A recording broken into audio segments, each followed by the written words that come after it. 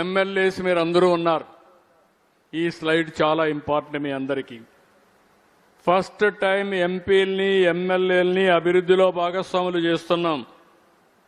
మీరు జిల్లాకి వెళితే జిల్లా కలెక్టరేట్లో మీరు కూర్చొని మాట్లాడేట్టుగా ఎంపీలకు రోల్ పెట్టాం.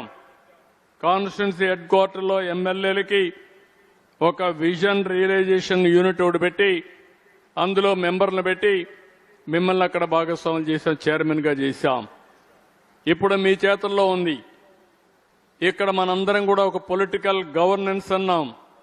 పొలిటికల్ గవర్నెన్స్లో ప్రజాప్రతినిధులు పాలసీలు చేయడమే కాకుండా ఆ పాలసీల్ని ప్రజలకు అందించడంలో మీరు ఎక్కడికక్కడ రోల్ ప్లే చేయాల్సిన అవసరం ఉంది. అందుకే మ్యాక్రో మైక్రో విజన్ స్టేట్ లెవెల్లో, డిస్ట్రిక్ట్ లెవెల్లో, కాన్స్టిట్యున్సీ లెవెల్లో, మండల్ లెవెల్లో కంప్లీట్ చేశాం. ఇంకో పక్క vision action plan units state level, district level, constituency level, సచివాలయం, పంచాయత్ దీన్ని కూడా ఫైనలైజ్ చేశాం. ఇక్కడ వస్తే sectoral planning, thematic vision plans 9 themes తీసుకున్నాం.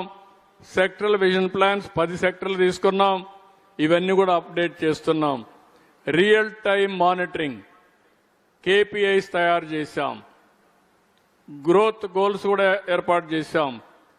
ప్రతి సంవత్సరం 523 KPIలు ఫిక్స్ చేసి డిజిటల్ డాష్ బోర్డు పెట్టి ఏ నియోజకవర్గం ఏ KPIలు ఎక్కడున్నారో దానికి ఎవరు బాధ్యతలో కూడా ఎస్టాబ్లిష్ చేస్తున్నాం.